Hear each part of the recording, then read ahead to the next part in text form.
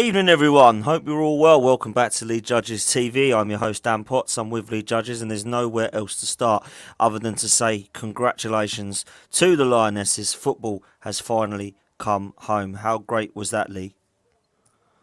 Unbelievable. I am actually at this moment in time so buzzing because of that. It's fantastic. We were just talking off air, and I'm going to say it now. Some of those players, I didn't have a clue what team they play for, and I'm just so glad because that isn't that club hatred that I've got. You know what I mean? So I can just sit there and enjoy England. It was just like watching the rugby and the cricket. I just absolutely loved it. You know what I mean? What a game! Technically, you know what I mean. So proud of the players. They're really talented players. I was watching them there. You know what I mean? They were doing all the right things. It was just a great game of football. It was a great game of football. I didn't know what way it was going to go. At one stage, I was saying, I think Germany are going to win it because they look the better side. But do you know what? England dug in, and I loved that. You know, they weren't prepared to lie down and rode the storm, if you like. Got the goal, and then, you know, I thought also, I'm going to have to say this, Dan, the way they managed it after that was so professional and so close. You know what I mean? Like, it was fantastic. And the German players were getting the passion that both teams showed. I thought it was a fantastic effort for women's football, and you know, England have won it, and it was fantastic. What a fantastic day! The celebrations, I just put it on pause because I don't want to miss no more of it. You know what I mean? It was just brilliant. So what a great day.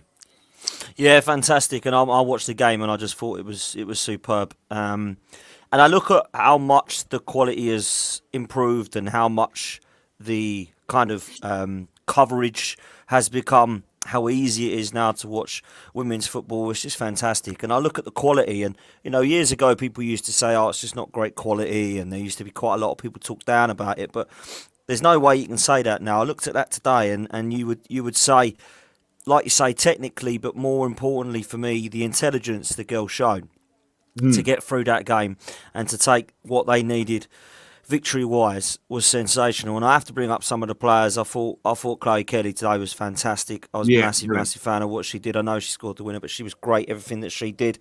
Obviously, player of the tournament, Beth Mead, well-deserved. Leah Williamson, captain, what a leader she's been. And there's not really anybody in the team there, even with the squad lead, that you looked at and saw a weak link with. And I think the manager deserves an amazing amount of credit. I think what they've done there is Serena is taken Holland and now England forward, and I think she clearly knows how to get the best out of the players, and the man management is absolutely fantastic. So I was over the moon for them. Finally, some great news for the country, and let's hope that it's a good omen, and the men can do exactly the same thing in the World Cup. But I will say this, Lee, I do think that if you would have said to me, 10, 15 years ago, there's going to be 90,000 people watching, it's great to see, because I just never would have thought that the day would come, and I'm so pleased it has, Yeah, exactly. I don't. When I done my coaching badges, it was about 20 years ago.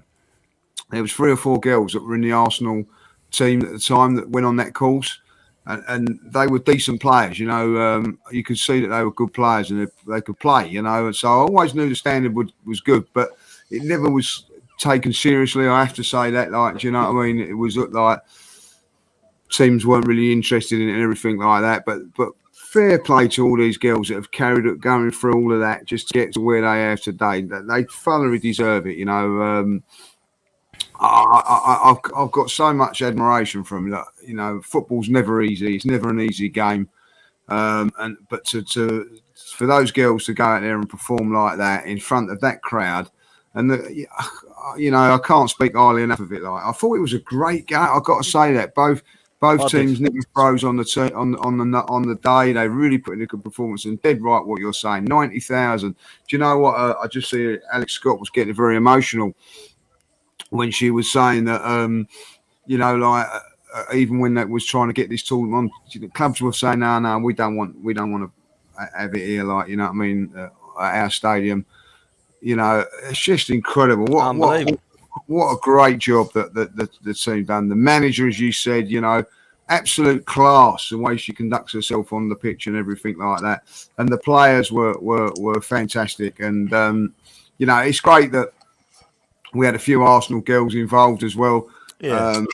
I haven't got that connection with the Arsenal women and women's football as I have with the men. I'm going to keep it like that because I just thoroughly enjoyed that. It was just great for me to just sit there and just cheer on England. You know what I mean? There's always something in the back of my head if there's Spurs players playing or whatever, like, do you know what I mean? And things like that. Today I just sat there and just cheered on England all the way through. And, Beth Mead getting top goal scorer and player of the tournament and Leah Williams, as you say, like, I don't even know who Kelly plays for. I honestly don't, like, you know what I mean? But what a performance from her, like, and it was just a fantastic event, like, and I honestly didn't think we was going to win it. I really didn't. I thought we was going to lose in the end, like, and it looked like we actually, I thought we were going to win.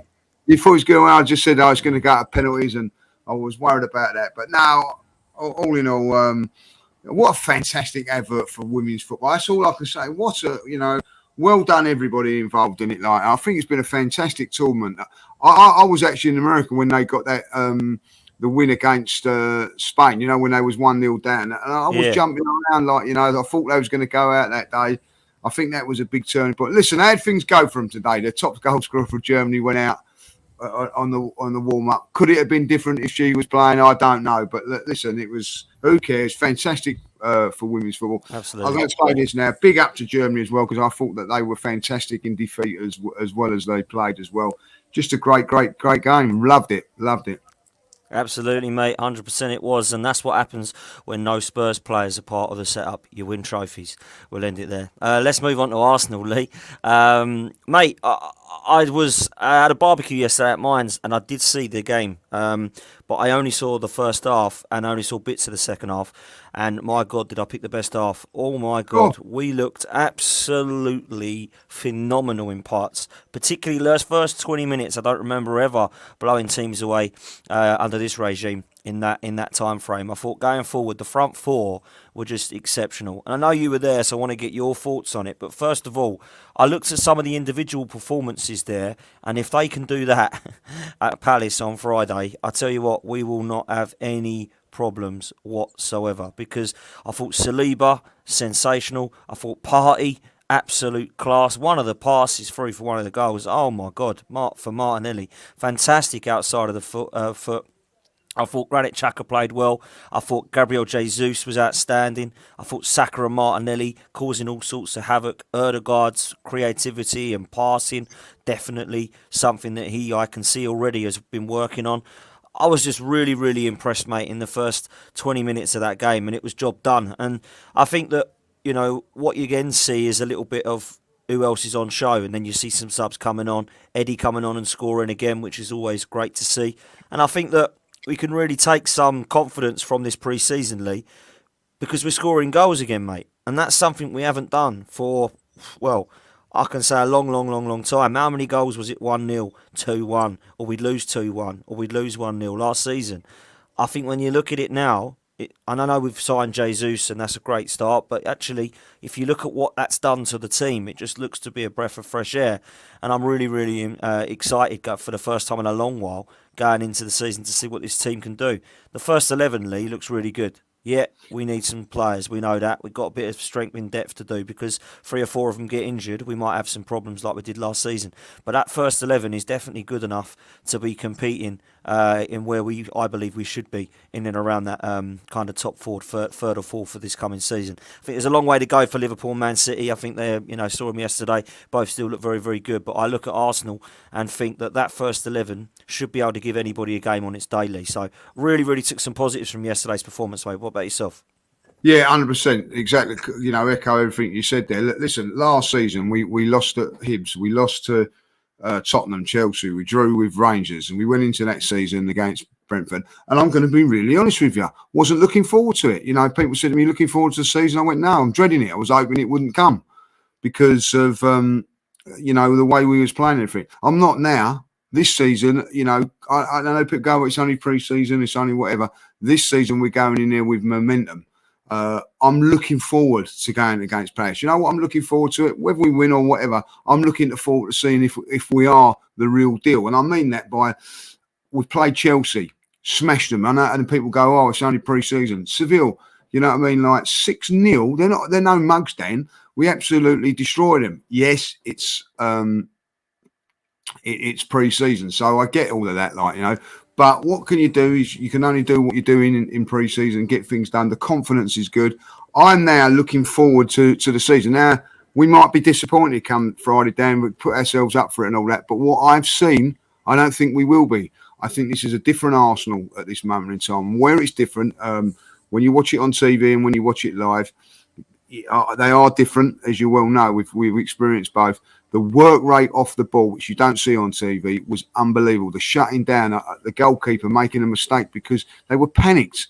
What we've got now is we shut down with pace, and we've got sharpness around that area, and it is a big worry for defenders. All of a sudden, Jesus comes in for the ball short, lays it off, and then hits the box with pace. You know, like for the I think it was one goal when he got it out on the left-hand side. I don't know who he put it into. It took a ricochet. He's on it. Bang, goal. You know, Lacazette wouldn't have been there. He'd been another 5-10 yards off of that, Dan, you know. He looks up, Martinelli puts the ball into the box. Jesus is running onto it. Last season, that would have been, that's a good ball, but it would have gone out for a goal kick, Dan. You know what I mean? There's a difference about us there, like, you know. And I'm really, really looking forward to the season, like, you know. We played really, really well. I'm going to say another thing, like, wait, you haven't seen him yet. Look forward to it on Friday night. Saliba. Look forward to it. Because I'm telling you, this boy can defend. He's got that assurance about him. You know, when it's one-on-one, he don't panic. He just says, right, this is my time. This is what I do, and this is what I do best. Like the look of him. Want to see him up against the intensity of a Premier League game, but I think he'll be fine. It's going to be a real good game. The other thing, Dan, I'm going to say it. We're talking about goals. We've scored lots of goals. 2 games, Chelsea and Seville, haven't conceded a goal. Ramsdale's made 2 saves in those games. Last season, he was making save after save. Things are happening and all that. Dead right what you're saying, though, because once, if anything happens to Martinelli and Partey, we are in trouble. By the way, them 2 yesterday were outstanding as a pair. You know, people criticise Xhaka a lot there. He just goes about, you know, that pass for that goal, what he done inside, clips inside, then the pass. It was all good stuff. And I have to say, the front 3 are sharp, quick, 20, 21 and 25, Dan. You know what I mean? That's a good thing there. And I will say, I said it yesterday on the interview, you know, Martinelli's under a little bit of pressure for his place. You know, there's no 2 ways about that. But he still had the vision and I can't think what the unselfishness to just play it across to Eddie and let Eddie score. That is a big thing for me. The big worry for me, though, Dan, and one big worry, I don't want to leave it on the negative, but it is a worry for me. Smith Rowe's hardly played in this pre-season. Tommy Asu's not played in this pre-season, and Tierney hasn't, like, you know what I mean? They're 3 very important players. Got to get them sometime involved somewhere along the line, because, as you say, that first 11 is strong. Then backing that up, I'm afraid, not good enough. Not good enough, you know what I mean? And that is the problem. But all in all, if we keep those guys fit, we've got a real good chance of pushing to where we want to go. And I was excited yesterday, I have to say. Like, I had a few champagnes, but I'll tell you that now, I was excited after that game. Yeah, and so we should be, to be honest with you, mate. We should be excited by it, because when you see performances like that, of course, you can't go over the top, but what you can do is start to get excited, and it's going to be interesting to see what performance we have on Friday. I'm going to bring in a super chat from AFC Matt. Says, sorry to burst your bubble, Dan. It wasn't Thomas Partey that made that pass, it was Xhaka. Great performance by Arsenal and the England's women. Didn't watch it, but saw the highlights. Top 3 and Europa, let's go. Yeah, it was my bad. It was it wasn't the goal I was talking about. It was a pass from from Partey to Martinelli that was outside of the boot. It was one of the unbelievable passes. But Lee, I want to talk to you quickly about Saliba, because you mentioned him and said, you know, you'll look forward to seeing him. 3 minutes into the game summed up for me what I love about this kid already. Ben White makes a mistake at right back. Makes a mistake, turns round, loses the ball. Straight away, he's there. He sweeps in, takes it around the player, passes it, gives it to Party. Basically saying, if you make a mistake, fella, I am going to be able to sort it out, so don't worry. And that's what I loved about it, because last season, if Ben White does that, Olding's there. Or if Ben White does that, over the years, we've had Mustafi there. I don't have the same confidence that he's going to step forward and take that ball off of him.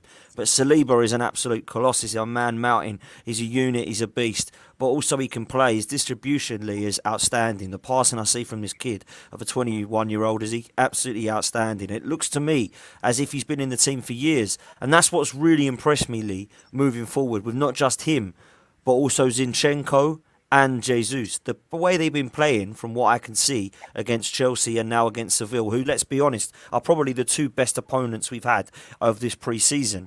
They all look like they've been at Arsenal for about 5 years. It don't look like they're settling in. It don't look like they need a few games. It looks like they're the ones that haven't. They're the ones that aren't the new signings, if you get me. So what I've been really impressed with is those three in particular. From what I've seen, I thought Zinchenko was great yesterday. Thought Jesus this guy just can't stop scoring for Arsenal at the moment. So let's hope it don't stop, because we need him for this coming season.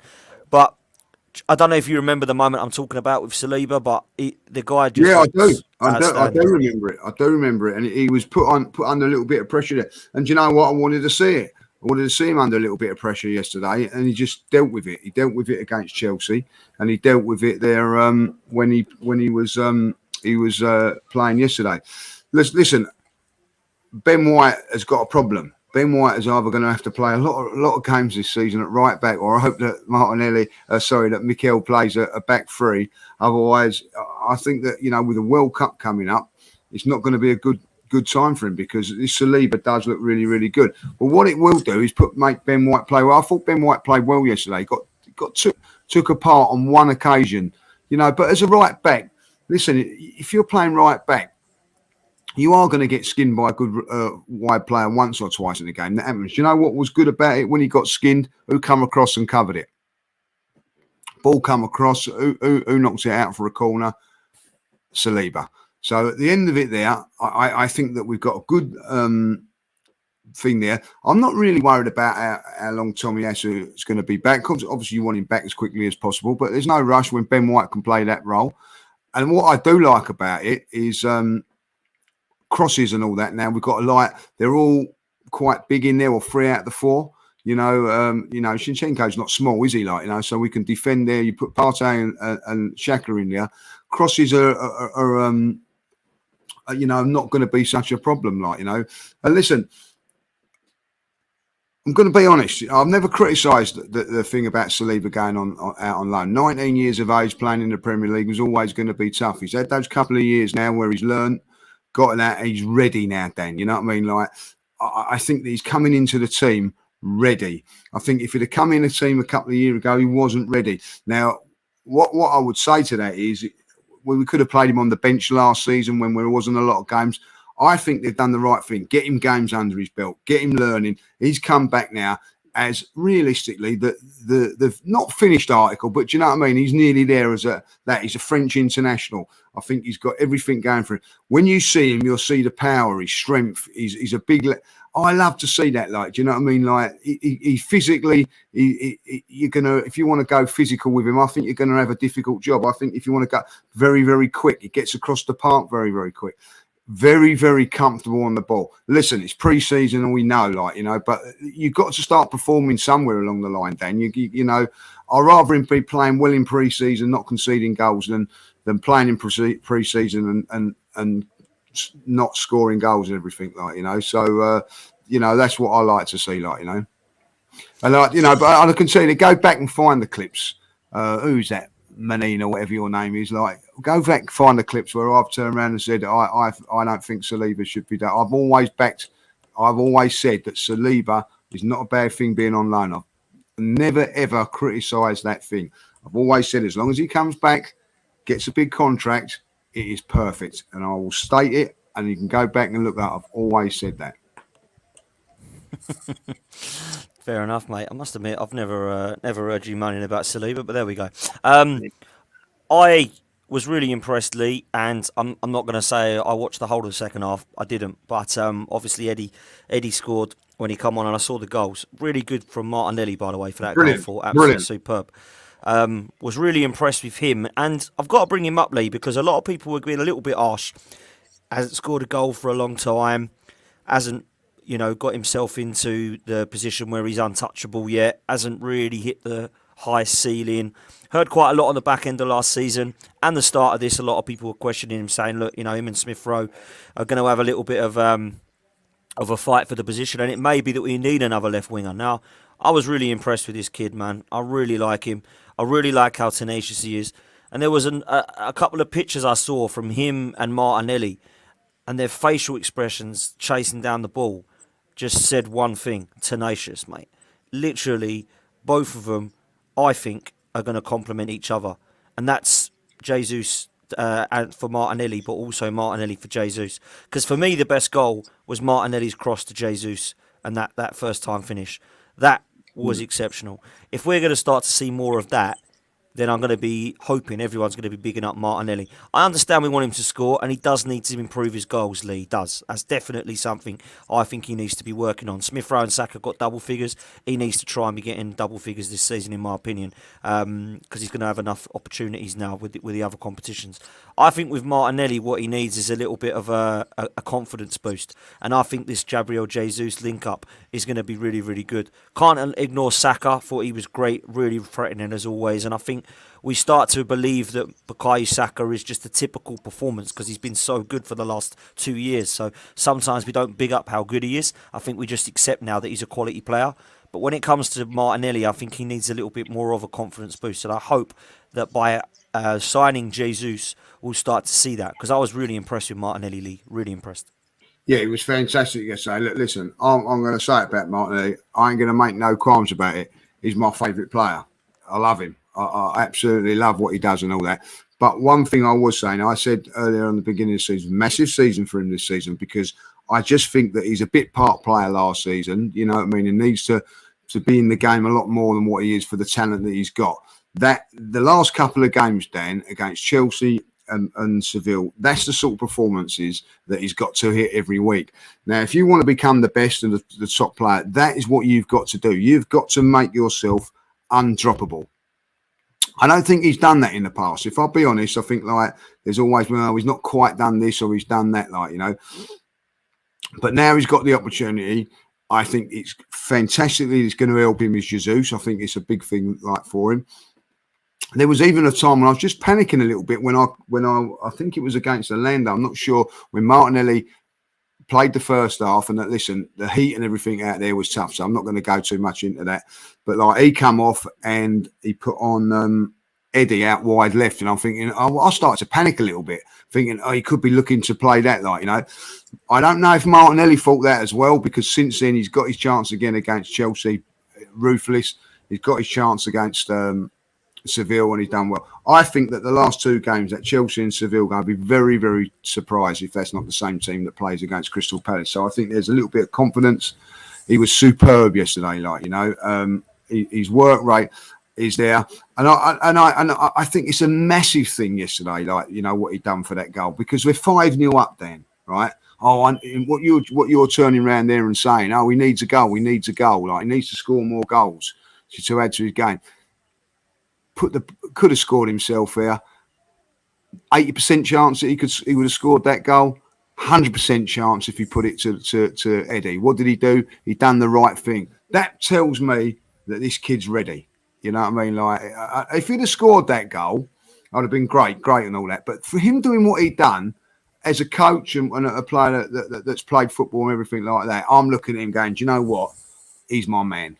I love it. Absolutely love it. Yeah, I love it as well. And it definitely seems to be a connect, like people are saying in the chat, with the next player we want to talk about, which of course is Gabriel Jesus. There's something about this lad, Lee, that I just absolutely love. I don't think there's any part of his game that I see as weak. I don't look at any of his mentality or his attitude and dislike any of it. I think he looks hungry. I think he looks tiresome when he's running around. He's tenacious. He's really, for me, an all-round striker. I'm more of an all-round striker than I think people give him credit for in the past. There's a lot of people that might say that he hasn't got the ability to jump and leap in the air. There might be some weaknesses with his strength. There might be some weaknesses with his ability in front of goal. I haven't seen any of that.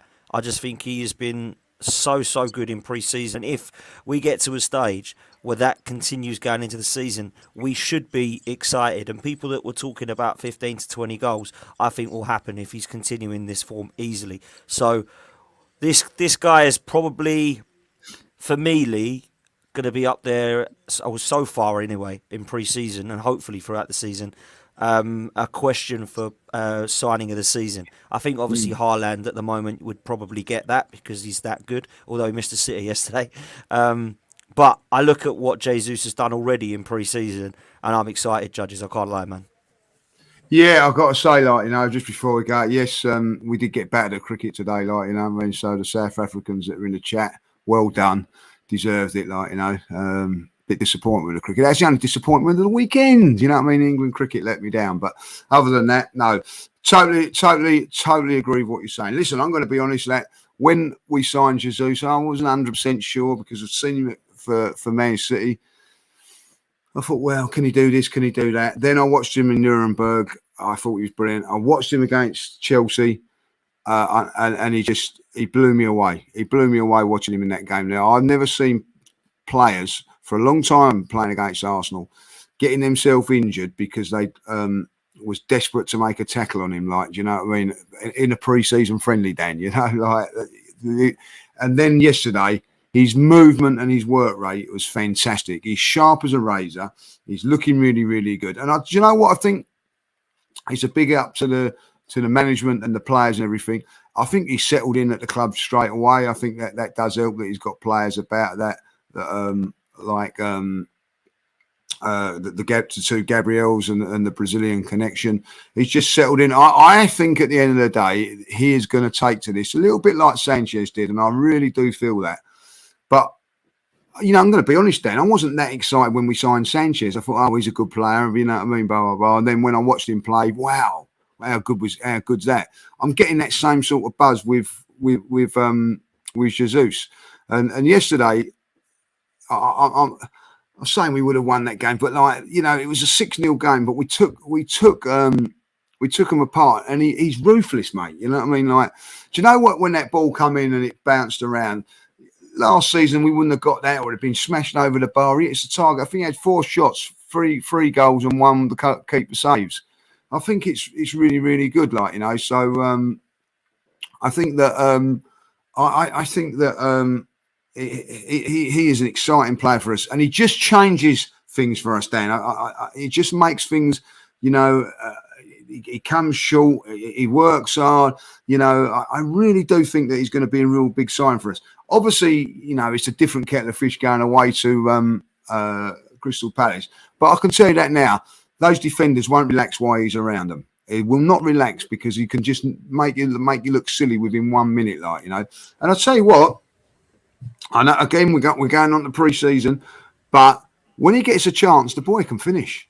He can finish all sorts of goals I've seen him score this season. I've seen him score very, very good goals like he did with that second one yesterday. Poachers, goals, tap-ins. He's always in and there. I'm liking what I'm seeing at the moment. Liking what I'm seeing. Yeah, and I love the comparison with Alexis Sanchez because I think Alexis Sanchez at Barcelona was a great player that wasn't being given a chance, and he came to the Premier League hungry. It's exactly the same as what's happening with Gabriel Jesus, because maybe it's even better because he's already Premier League proven. Now I don't know if Jesus will go and do what Alexis Sanchez did, and let's hope he does and more. I think the kid looks great, but I loved Alexis Sanchez. For me, he's the best player of the Emirates era. I just thought he was absolutely sensational, everything about him. And I think that there's similarities to their game in the fact that they can play in a few positions across the front three. They've definitely got the work rate and the hunger and desire. They know where the goal is. And you're rightly actually about the fact that he scores all sorts of goals, because I've seen him do what Ian Wright used to do in and around the box, just be a menace. I've seen him score first-time volleys, which shows great technique. I've seen him take on players, take it round players, shoot and score. I'm really, really, really confident with this kid. I think he looks really, really exciting for us, and it's been a while since Arsenal have had something like that up front, because Lacazette and Aubameyang, we've had Olivier Giroud, none of those type players for me were all round like Gabriel Jesus. They all had attributes that were a bit different. For example, Lacazette was all about hold up and link up play. Aubameyang was all about goals, but his link up play was not great. Then you had Giroud, who was literally just a target man up top, man mountain, very, very underrated. I think Gabriel Jesus has got all of those attributes and more. I really do. I've been so impressed with his hold-up play, so impressed with his link-up play. His strength ain't let him down for a small kid. I think he works effortless. It's just I just really like all of it, everything about this kid. So I'm really quite excited to see what he can do. Got to mention Martin Odegaard as well, Lee. A player that I've put a lot of pressure on in terms of his goals and assists. I've got nothing against how great he is on the ball. I really like watching him. I think he's got some fantastic technique. I think his left foot is the delight. But I need to see more goals and assists from Martin Odegaard. And in those last two games, I'd say that he played quite well. What did you make of his performance, mate? Yeah. Like first and foremost, he's been given the captaincy now, so that's a big pressure on him. So that just shows you what the manager thinks of him. But I still think there's more to come from him. I felt like yesterday he worked really, really hard. Off the ball, his work rate is tremendous. He makes things happen. It's a trigger point at times for us to go and press. So I like all that. But I'm with you. It is a big season for him. He has to come up trumps this season. With those three in front of him, he's got no excuses. They've got pace. They've got good energy. They've got good movement. He's got to be able to get in there and find them. So I do think it is a big season for him. And he needs to step up and do really, really well. Do you know what? I'm going to back him. I think that he will be And listen, we're all going a little bit over the top at the minute. Not over the top, but, we're all excited. Listen, if we go and lose on Friday, I'm going to have the ump and all that, because that's what football is, But I tell you this now, I'm going into this game against Crystal Palace. So you was with me last season, last Friday night. I'm going in with a little bit more optimism than I did against Brentford. I didn't go to the Brentford game last season because I was going, I know what's going to happen with this team. You know what I mean? I was very, very worried about what was going on. I'm not as worried this season. I'm a little bit more going into it with a little bit more confidence. Yes, we will lose games. We know that, but it's how we lose those games, Dan. I've still not forgotten how we finished last season, right? At the end of it, before we go on to its pre-season and all that, those last two games at Spurs and Newcastle need to be banished from my memory, and they're not at this moment in time. And for me now, you've got to go to Crystal Palace and banish some sort of things from that, and start getting on a run where I can go. Do you know what? This team has got more to it than what it had over the last season. I think that the team at the moment is a bit. Listen, I'm going to be really honest with you. When Mikel took over this team, I think Mustafi and David Luiz were the two central defenders. Look at the three central defenders we've got now. Leagues above them two. The front three now is exciting as what it was. I think Reece Nelson started the first game, if I remember rightly, under Mikel Arteta. Where it's not improved is that midfield. And even when you look at it, then Thomas Partey wasn't about in that first part when he's come in. The whole team as a team has improved all the way around now. So there is going to be a little bit more on the manager this season, But I'll tell you that with these players, I think it's going to be a lot more exciting, and I'm definitely up for it a little bit more. You're dead right what you're saying about injuries. We need to bring in a couple more players. I emphasise that. That will be our downfall if things go wrong. But if we can keep these players fit, which in the past hasn't happened, let's be honest, we have got a real good chance of doing well. Yeah, and I'm putting myself up there, Dan. I'm to be shot at and heading for a big fall. You know what I mean? But I do feel after what I've watched in these few games. Listen, I'm going to this game against Crystal Palace with a little bit more excitement. And I'm looking forward to Friday. I am looking forward to Friday. I can't tell you the difference between this year and last year. I wasn't looking forward to it, Dan. I was worried about the whole season. I've got optimism. The club have given me a little bit of hope with what they've done in the transfer window and the way it's going. So at the end of the day, let's bring it on now. Let's see what we can do. And if this team can't perform, then we're going to have a look at other things. But at this moment in time, I'm really looking forward to the season, and I hope everybody else is as well, because I've seen them live in the flesh on a couple of occasions. Dan, you will be impressed with Saliba. You will be impressed with Jesus. Whether they perform or not in this game, you'll look at them and go, cool, they're players. And that's what I see. I think it's a fair comment, and I'm looking forward to Friday against Palace and see what we can do against them. I haven't forgotten about last season's result against them, and I certainly haven't forgot about how we started last season against Brentford on a Friday night. So if we get a repeat of that, of course I won't be happy, but I'll be very confident that won't be happening, and I'll be very surprised and shocked if it does, because I think this team, first 11 wise, is actually quite strong, and I still think that we've got the likes of Vieira to look at, Marquinhos to look at, Smith Rowe's got to come back into the mix, as has Tomiyasu and Tierney. So that obviously gives us a little bit of strength in depth also. I've got confidence going into the first few games, Lee, and I'll get your thoughts on that in a minute.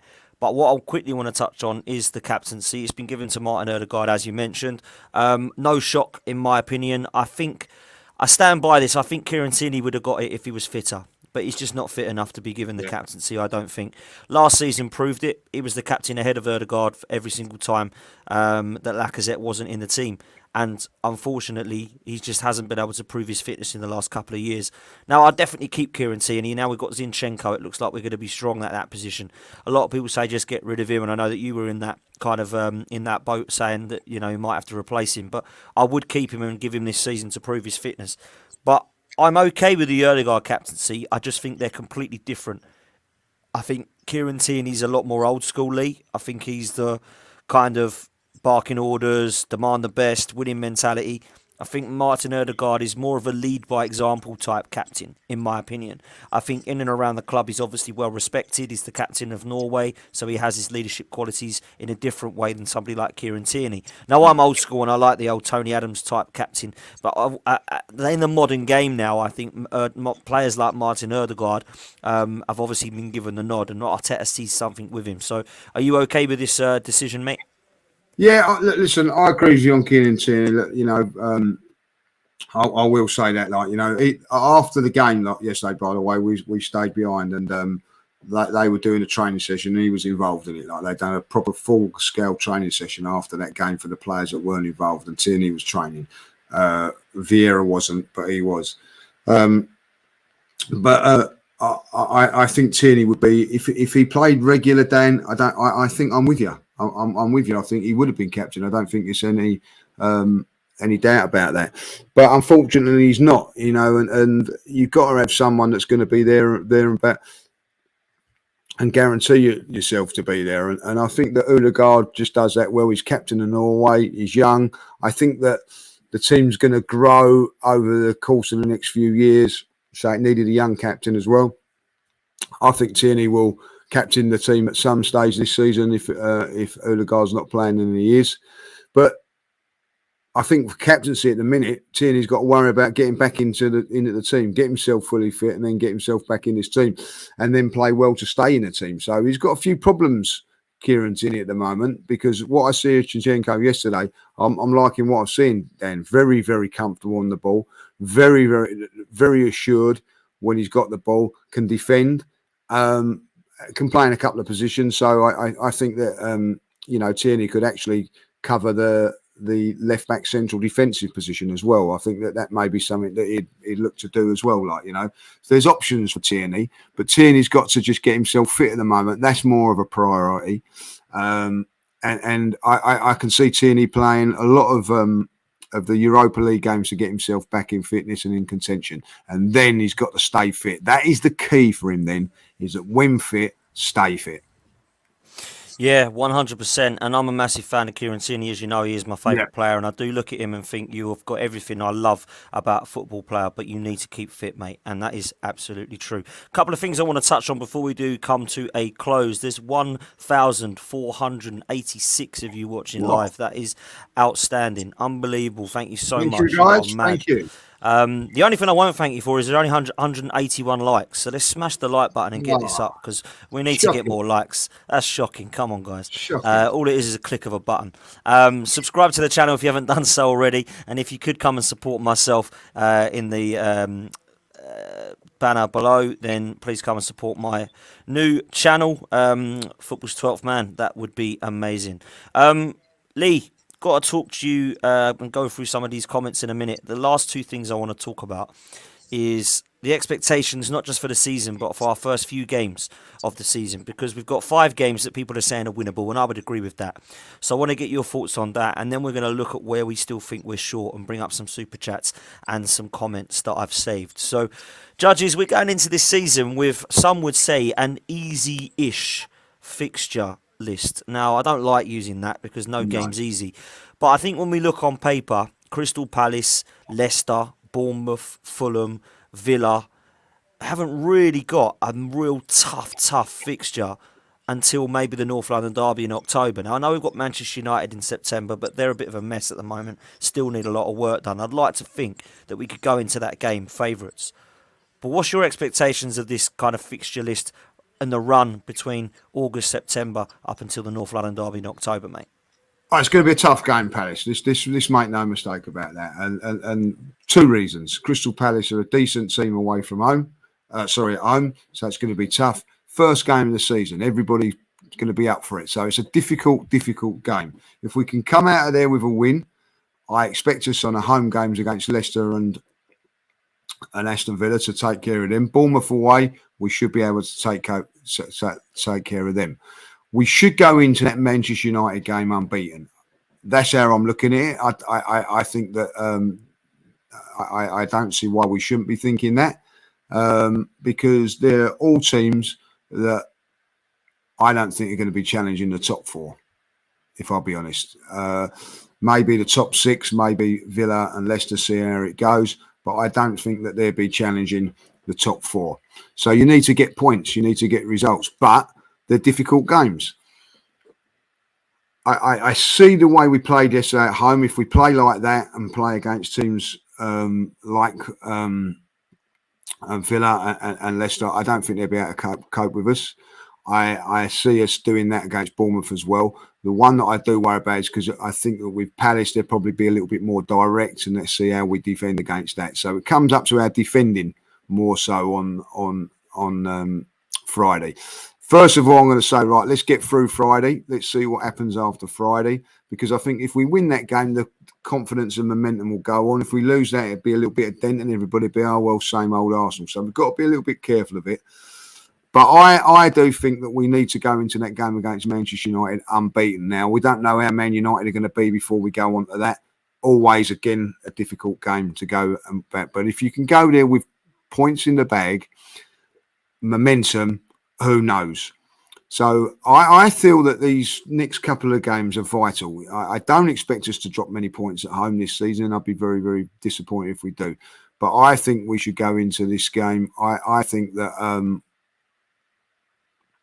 we should win our home games.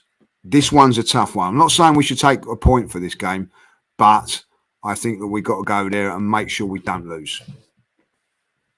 Yeah, absolutely, and I do agree with you. I think Palace is probably, out of the first 5 fixtures, the one that I'm looking at as a potential banana skin, for the pure fact that at home they're a very, very difficult team to break down. They really did a number on us last season, and they were very, very impressive against Manchester City when they took a draw at their place as well, which is really difficult to do. So I'm with you there. However, I'm looking at the other fixtures, Lee. I think Leicester have got problems. There's rumours that Maddison might be out. Tielemans is linked with us. Fofana is linked with Chelsea. Jamie Vardy's 35 or 36 now, and I don't see another centre forward at Leicester that I look at and think, wow, he's going to get the goals that Vardy does.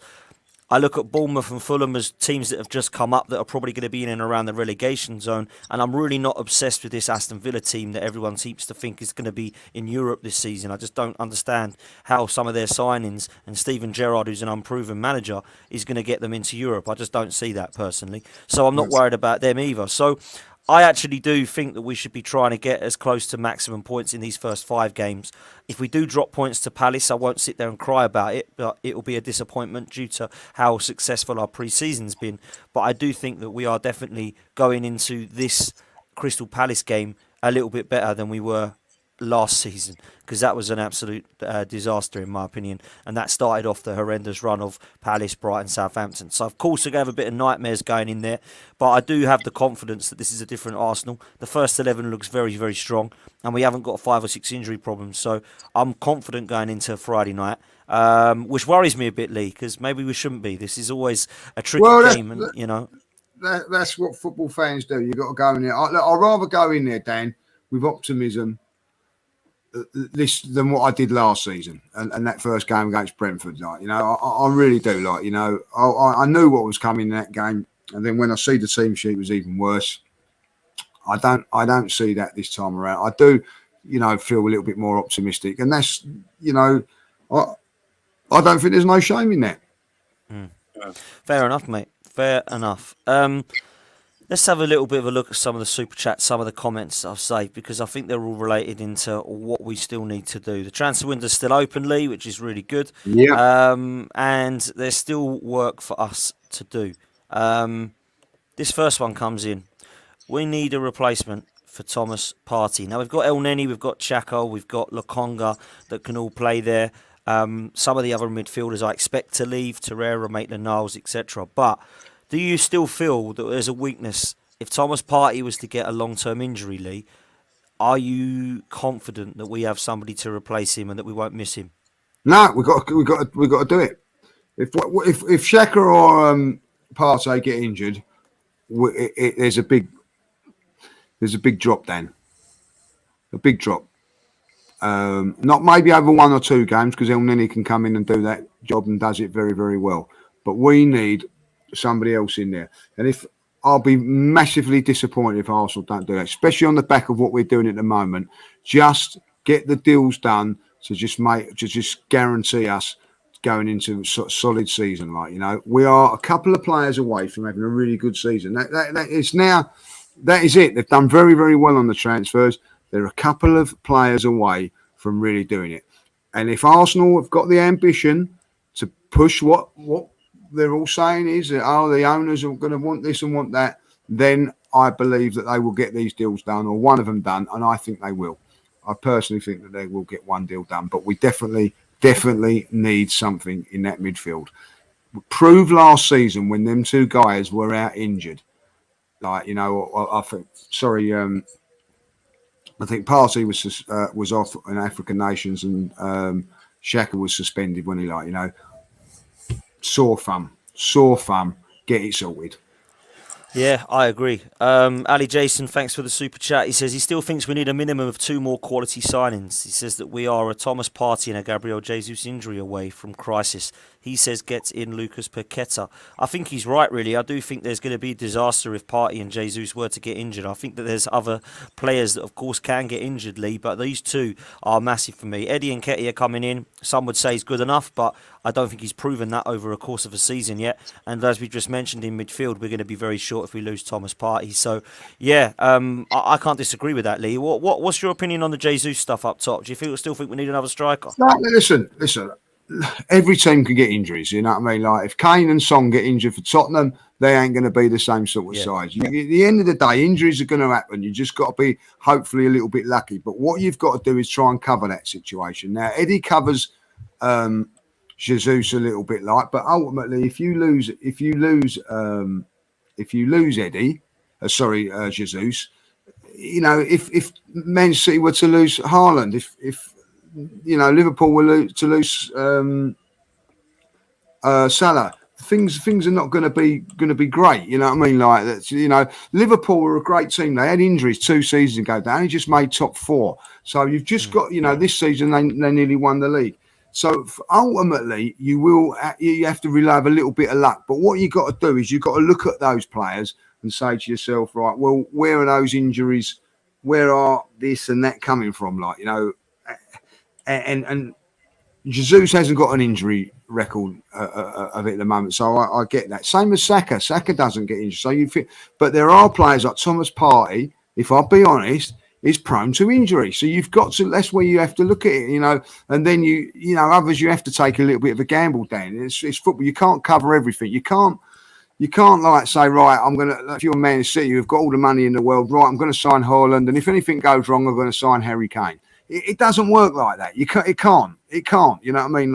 If Haaland gets injured next season, they're going to be in trouble, Manchester City. You know what I mean? But the fact is that he probably won't, and that's what we've got to hope for. And that's how I see it. So hopefully these players stay fit. But when you look at it, Tierney's always been fit, not been fit. Certainly, Party, they have histories of not being fit. We've replaced that fear, if I'll be honest, with Zinchenko. Are you worried so much about Tierney now? No. Are you worried about Partey? Yes. Get it replaced. That's all I'm saying.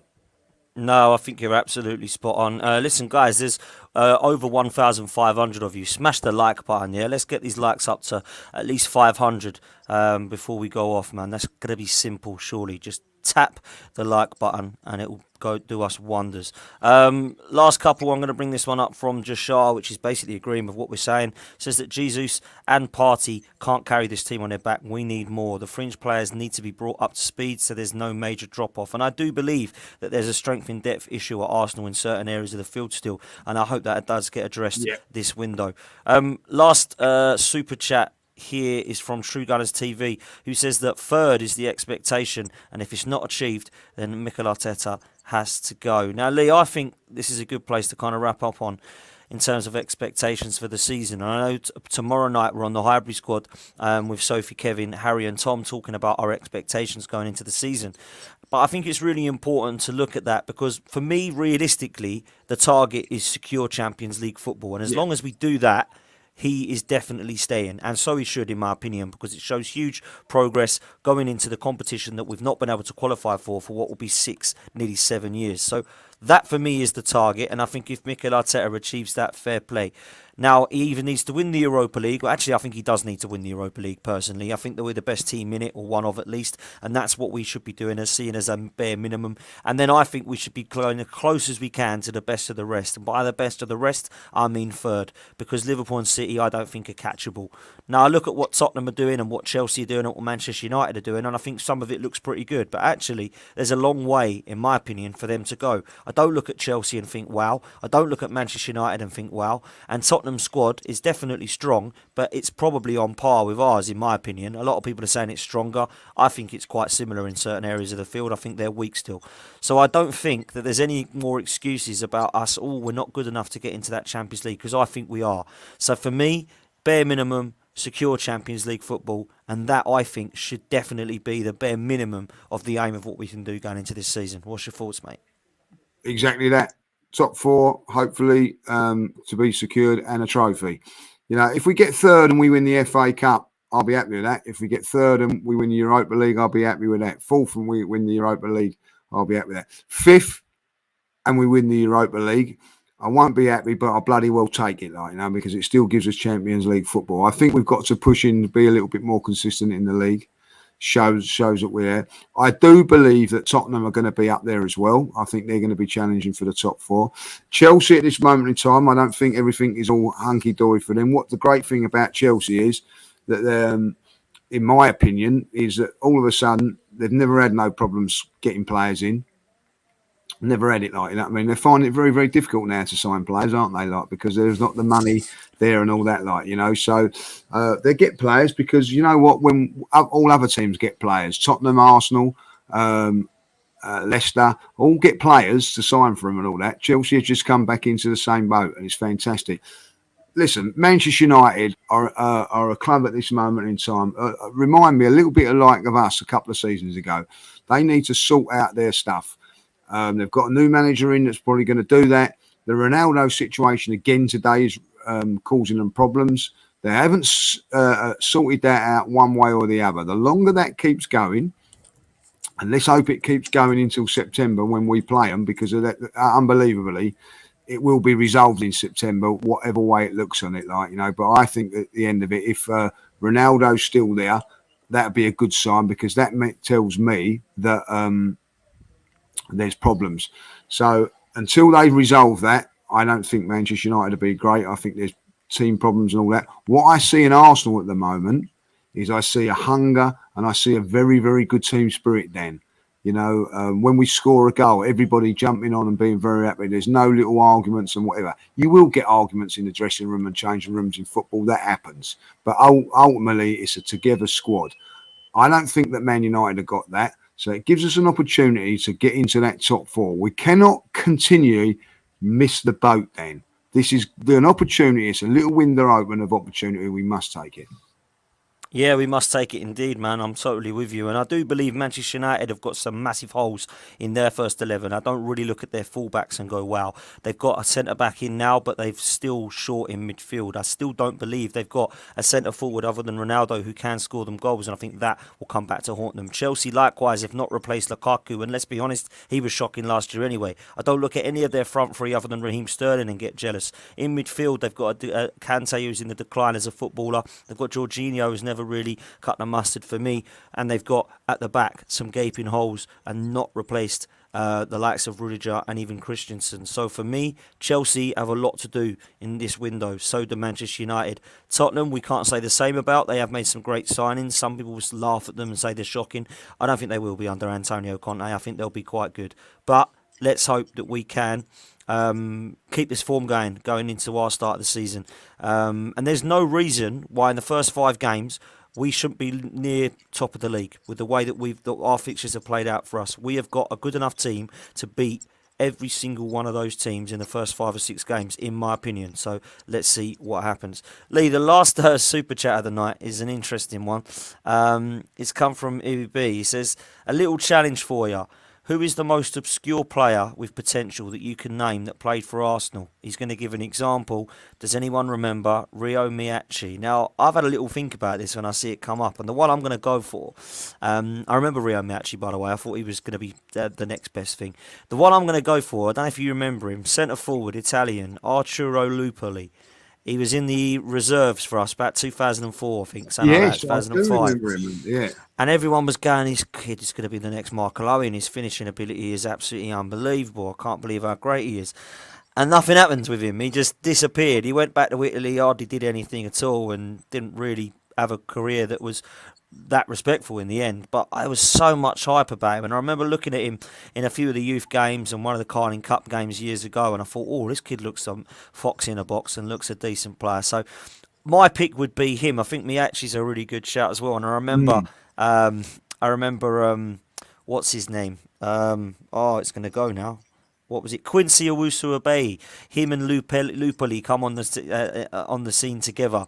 And I thought, oh, these two look quality. And it never really happened. There's some in the chat now talking about Zelalem, Ali Adier, Fran Merida, Amari Biscoff, Zelalem, Wellington Silva. There's so many that you remember. Quite a few there, Lee. Any that you can think of? Do you know what? Gunnar Russ has come up with the one I was thinking, and I'll tell you what. I went to the FA Youth Cup final where I played Liverpool, and J. Emmanuel Thomas was sensational. Jack Wilshere played in that night, and he outshone Jack Wilshere in the couple of games. He was powerful. I thought he was going to be a real player. Never happened for him. I ended up doing the rounds around the non-league side. So we'll go with him there. Merida's a very good one. Do you remember this Fran Merida? Yeah. I watched him and I thought he was going to be really good. But the one that was out was the Brazilian. He got mentioned, who we just mentioned Wellington him a minute Silva. ago. Yeah, it was a big hype about him. Never ever had a kick for Arsenal. So they would be the 3 that I would go. But what a great question, you know what I mean? That is really good. So, but yeah, I would go with J. Emmanuel Thomas. I honestly, when I looked at him, I thought he was going to be some player. He had pace, power, skill, could nick a goal. He was just a different class in that youth team. I think he was. Russ, if you're still in the chat, let me know. I think he was actually captain of that team as well. So he was a leader as well, like, you know. So, that's the one that I will go with, like, you know. Yeah, I think that's a great shout. And there's so many in there that you forget about over the years. And then you hear the names, you think, oh, Christ, I remember him. Because I remember when Fran Merida scored a wicked goal against Liverpool in the Carabao Cup or League Cup. And I thought, oh, this kid's going to be the next Fabregas, you know what I mean? It just never happened. You know, it was unbelievable. So many. Great question to end it on. Brilliant question. Akpom, that's another one. Chuba Akpom. Yeah, I Yes, thought he was going to. Benicophobe. Yeah, Remember that him, one, great Benicophobe. one, like, you know what I mean? I think Aphobe's still playing as well. Benicophobe somewhere. I think he's at Millwall or something. But yeah, listen, good question, great one to take us out on. And Lee, I've enjoyed this, mate. It's been an hour of chatting here, and it's Yeah, been lovely. positive, mate. We're both Positive. positive. It's the What's positive happening? Arsenal. This is the positive Arsenal nowadays. You know that don't let us down. You know, people turning around and saying in the chat, "Yeah, you'll change if Arsenal lose." Well, I won't change if Arsenal keep bloody winning. It's always about Arsenal. Win games of football. Lee Judges is happy. That's all that matters to me. If we lose games of football, I'm not going to be happy. So yeah, you know, people can call me a flip flop. I actually love the name flip flop. You know what I mean? Hopefully, we can get the channel sponsored by Javianas at some sort of stage. Yeah, I mate. love Some being a Havanas, flip mate. flop. Love it. So, you know what I mean? I don't see it as a bad thing when someone says flip flop. I love it. The fact of the matter is, Arsenal win games of football. I will not flip and I will not flop. End of. Yeah, man, I love that. Listen, opinions are there to be changed, aren't they? And if you can change my opinion on anything, I'm always happy to have a debate on it. And Mikel Arteta, I've not been a huge fan of, as I am not Stan Kroenke. But if they can prove to me that they want to take Arsenal back to the top, of course I'm going to change my opinion. I'm not going to sit there and start telling people that I was right all along. I don't want to be right. I want to be wrong. I want Arsenal winning. And if that means that we have to start seeing some changes within the next few weeks and we get ourselves back to the top, I'm going to be a very happy bunny, as is Lee Judges. So that's the way I see it. We all want Arsenal to win and we want Arsenal to be at the very, very top. And I've been really encouraged by this pre-season, and I hope that the form continues and that Gabriel Jesus and the team can start to take us forward and score some goals. Guys, there's 1,500 of you still watching live. Please smash the like button on your way out. Thank you all so much for joining us, Mad. You lot are mad. Unbelievable numbers. Thank you so much. We'll be back in the week to talk about the lead up to Crystal Palace and the new Premier League season. So hopefully you can all join us then. Until then, take care and up the Arsenal.